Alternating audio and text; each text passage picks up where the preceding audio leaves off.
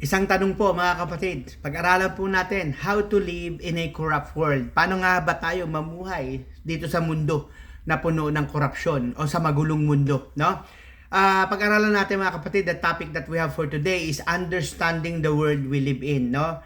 Maunawaan natin yung mundo na ating ginagalawan. So, ibig sabihin, living for God in a corrupt world, no?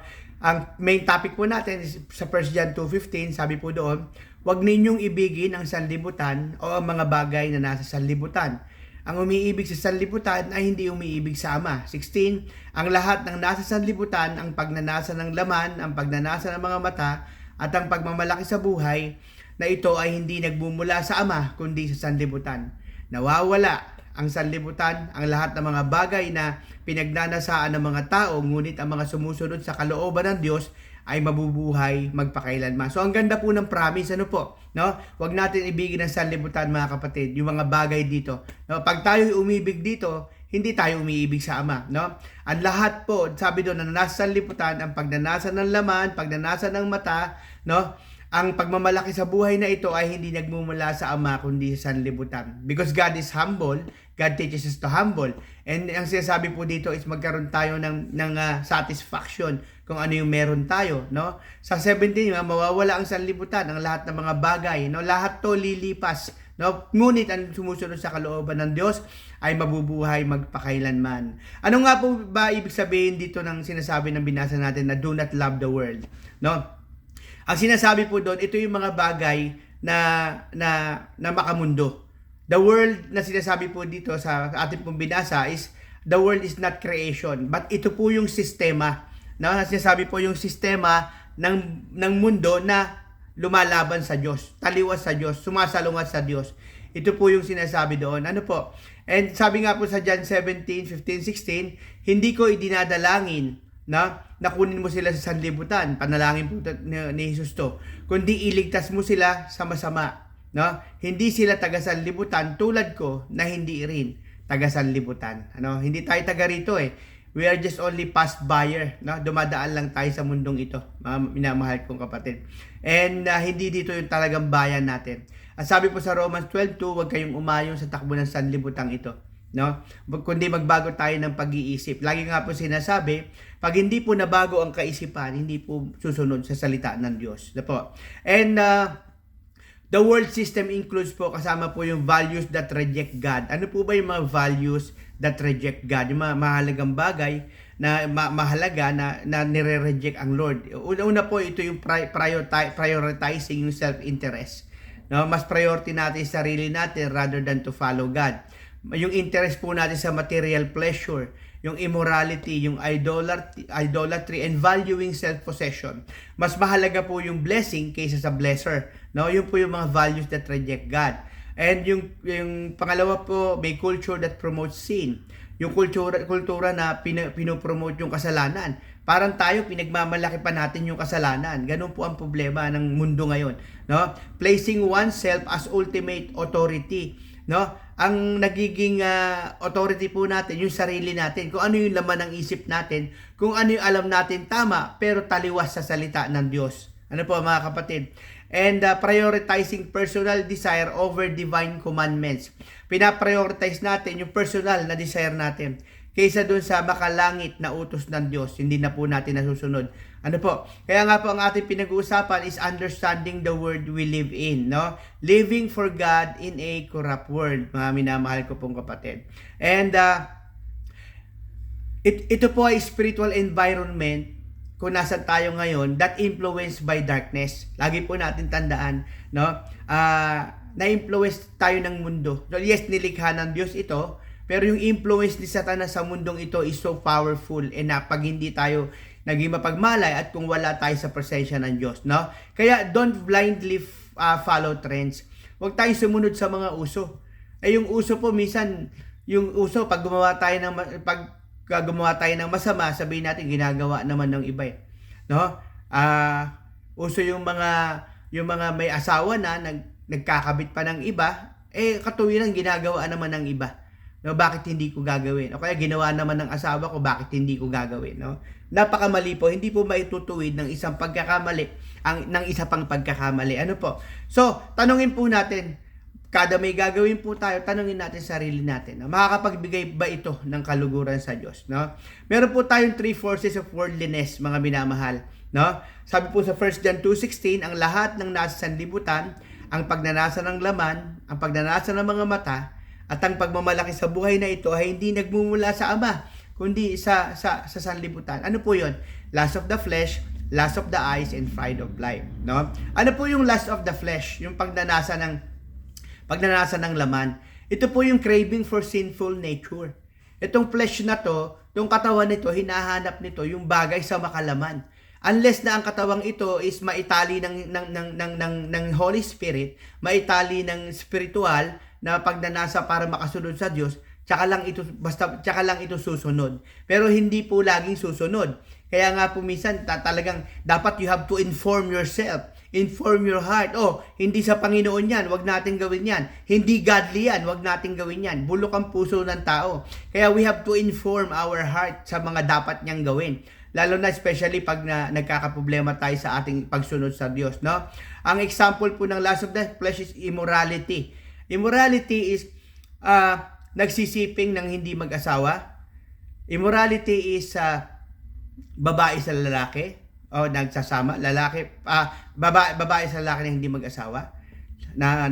Lalaki sa lalaki or babae sa babae, that's immorality, no? Addiction, no? That's immorality po, no? The body sinasabi ng katawan ng lust of the flesh, I want it now. Gusto ko ito, lagi naghahanap ng ng masarap ito eh. No? Pero yung masarap na yun ang magdadala sa atin sa kapahamakan in the end pag di tayo naging mapagmalay, no? Hindi naman magbibigay si Satanas ng hindi masarap. Masarap ang ibibigay niya para mahumaling tayo. Kahit maraming nasasaktan, kahit maraming nasusugatan, no? Pilit natin ginagawa kasi masarap. Kasi pag binigyan tayo ni Satanas na alam natin sa una pa lang, mahihirapan tayo, hindi natin gagawin yun. Kaya ang binibigay niya masarap, no? Kaya nga tinukso sila Eva at Adan sa pagkaing masarap. Ano po? And yung lust of the eyes po, yung desire of what we see. Nagdanasa tayo ng mga bagay na hindi naman atin. Maaaring nakakita tayo ng maganda, pinagnanasaan natin sa isip. No, may nakita tayo na hindi natin kaya pero gusto nating gawin para makuha ito kahit makasakit tayo. Gusto natin ng posisyon sa trabaho. Kahit manira tayo, basta manapak tayo, basta umangat tayo, kahit maraming tapakan, okay lang.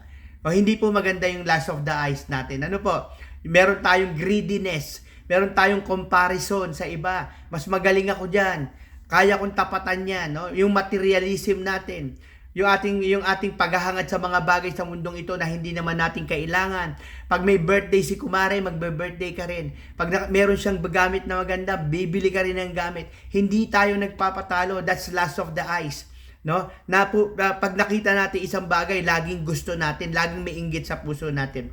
No? Kailangan kaya nga yung sa sabi ng mata, I must have it. Kailangan magkaroon ako niyan. No? Yung pride of life po, mga kapatid, is self-exaltation. No? Andun yung arrogance, andun yung pagmamalaki sa sarili, laging ako magaling, no? Laging ako ang tama, which is hindi po totoo. Sabi ng Bible, wala pong matuwid, wala kahit isa. No? Yung trusting self over God. Mas nagtitiwala tayo sa kaya natin kaysa idulog natin sa Diyos, itipagkatiwala natin sa Diyos. Kaya nga sabi ng puso pagdating sa pride of life, I don't need God. Kasi may pride ako eh. Pag may pride of life ang tao, sasabihin niya, hindi ko kailangan ng Diyos, kaya ko yan sa lakas ko. Magaling ako. Ano po? So, identify po natin yung weak area natin. Napakahalaga po yun. Saan po ba tayo mahina? At doon tayo manalangin para palakasin ng Diyos. No? I-replace po ng sinful desires with God truth. Ano po ba talaga sinasabi ng Diyos? Yung katotohanan tungkol sa ating mga ginagawa. Always remember, sa point number 3 po natin, the world is always temporary. No, hindi man always, talagang temporary po ang mundo. 1 John 2:17, mawawala ang sanlibutan at ang lahat ng mga bagay na pinagnanasaan ng mga tao, ngunit ang mga sumusunod sa kalooban ng Diyos ay mabubuhay magpakailanman. Ito po yung katotohanan. Everything in the world is passed away. Lahat po lilipas. Ano po? Example po niyan, yung fame, kasikatan will fade. Yung wealth, disappear. Pwedeng mawala ang kayamanan. Yung pleasure is temporary. Palandarian lang po yung kaligayahan mararanasan natin sa mundong ito. Ano po? And sin always has an expiry date. Laging may expiration date po, mga minamahal kong kapatid. Ano po ibig sabihin nito? Sin always has an expiration date. Ibig po sabihin, may hangganan po ito. At pagtapos po ng kasalanan, huhusgahan tayo ng Diyos kahit nasa lupa tayo. No? Kaya nga po sabi ng Bible, God cannot be mocked. Whatever a man reap he sow. Aanihin po ng tao ang ginawa niya, mabuti man ito at masama. No? Kung sa application po nito, don't build your life on the things that won't last. Bakit mo ipagkakatiwala yung buhay mo sa bagay na panandalian lang? Di gawin mo yung bagay na para sa Diyos at alam mo na tatagal ito hanggang langit. Pangwalang hanggan itong ginagawa mo. And mag-invest po tayo not in the world, but in eternal things. Colossians 3:2, set your mind on things above, not on the earthly things, mga minamahal kong kapatid. Number 4 po, the influence of the world. Sabi doon, Ephesians 2:2, sinusunod ninyo ang masamang takbo ng mundong ito, nagpapailalim kayo sa pinuno ng mga may kapangyarihan, sa himpapawid, ang espiritong naghahari sa mga taong ayaw pasakop sa Diyos. No po? Ang katotohanan po dito, mga kapatid, there is a spiritual force influencing the world. At ang reality, not everything trend is right. Hindi po lahat ng uso, hindi po lahat ng trending ay tama. Ngayon, trending po, dumadami ang tomboy, dumadami ang bakla, no? And dumadami yung pagsasama ng pares lalaki, pares babae. Hindi po lahat ng trending pwede, no? Sabi nga po ng Bible, everything is admissible pero hindi lahat permissible. No, may mga bagay na pwede mong tanggapin lahat pero hindi lahat pwede. Ano po? Magkaroon po tayo ng knowledge and wisdom pagdating po dito, no? Yung culture can slow pull away, no, away from God. Wag po tayo sumunod sa trends ng sibilisasyon. Mapapahamak po tayo pag di tayo naging maingat. Alam niyo po ba sa Korea, bumaba ang Christianity is because mas tumaas ang popularity ng K-pop singer kaysa sa mga Christian religion doon sa Korea. Kaya napaka-dangerous, mas sinundan ang tao kaysa doon sa lumikha sa tao. Kaya nakakatakot po, no? Nare-replace po yung genuine, heartfelt conviction with superficial, yung mababaw na tradisyon ng sibilisasyon. Mabait naman ng Diyos, mauunawaan naman ako ng Diyos. Kahit gumagawa ka ng patuloy na kasalanan, yes, God is good, but always remember, pagbalik niya, siya po ang hahatol. And God is holy. Kaya nga sabi niya, kaya nga pong inutos niya, be holy because I am holy. Ano po? And prioritizing external conformity over internal devotion. Minsan ganun po tayo. Pinaprioritize natin yung mga panlabas na bagay kaysa rin sa internal devotion natin sa Diyos. Kaysa sa relasyon. No? Kaya pagtatakahan mo, minsan sa gawain, mas maraming tao pag nag-invite sa kainan, mas maraming dumarating na Kristiyano. Invite ko sa prayer meeting. Halos ayaw pumunta. Kaya pag sa kainan, birthday party, punta yan. Amen, mga kapatid. The danger po is subtle yung compromise. Hindi natin napapansin, no? Yung nako-compromise na natin yung ang gawain sa Diyos. Nako-compromise na natin yung ating relasyon sa Diyos. Kaya be spiritually alert tayo. And wag nating inormalize yung kasalanan. Wag nating hayaan na i-influence tayo ng mundong ito, mga kapatid. Number 5, our response as believer. So ito po yung mahalagang bagay. Malaking tulong po ito sa atin at sa mga hindi nakakakilala sa Diyos. Lagi po natin tandaan, as a believer, we are called to be in the world but not of it. Na nandito tayo sa mundo pero hindi tayo taga rito. Ano po? And be transformed, not conform. Tinawag tayo para mag-transform ng buhay. Para ma-transform din tayo. Hindi sumang-ayon sa mundong ito. At mamuhay po tayo, live differently. Sabi nga po ng Matthew 5:16, let your life so shine. No, mag-shine tayo. Mag-flourish tayo, makita po yung ating pananampalataya. So, practical way para maging maingatan tayo. No, para habang nandito tayo sa corrupt world, how to live in a corrupt world, no? Ang practical way para maingatan ang ating spiritual, guard what you watch and listen to. No, bantayan natin kung ano yung mga pinapakinggan natin, yung ating pinapanood kasi it shape our mind. Napakadelikado po niyan. Lalo na pag mahina tayo sa pananampalataya, no? And choose godly friendship. Hanapin mo na po natin yung makadiyos na pakikipagrelasyon. Yung talagang yung hindi ka ilalayo sa Diyos, ilalapit ka. Yung lahat ng gagawin, walang compromising hangga't maaari, maparangalan ng Diyos sa mga kaibigan mo na nakakasama mo. And stay rooted in the Word. Study the Word every day po, mga minamahal. And always pray daily. Ano po? So, ang key statement, you don't have to follow the culture. No? Hindi mo kailangan sundan yung kultura. Kasi mapapahamak tayo sa dying word. Sundan tinawag po tayo to become influencer of this world. Sa pag-i-influence sila, makalapit kay Kristo. No? So, bigyan ko po kayo ng challenge. Tanungin niyo po yung mga sarili niyo.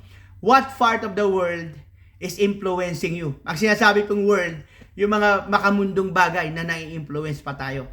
Ano po yan? No? Pangalawa po, am I blending it or standing out? No? Nakikiayon po ba tayo o tumatayo tayo laban dito? Ano po? So, samahan niyo po ako sa panalangin. Tayo po yung manalangin. Nawa po may napulot na maganda, na kayong maganda sa amin sayang ito. Kung nagustuhan nyo po, please share and like. And pakishare po para maraming maabot. Actually, 7 teaching lesson po ito. Pag-aralan po natin. Let's pray. Lord, open our eyes to understand the world we live in. Give us discernment to reject what is not from you and strength to live holy lives.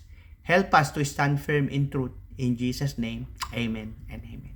Maraming salamat po mga kapatid. Muli po ito si Pastor Al ng Shepherd Staff. Under po ako ng J-Seals Ministry ng New Zealand. So share po natin para maraming maabot kung nagustuhan niyo po ang video.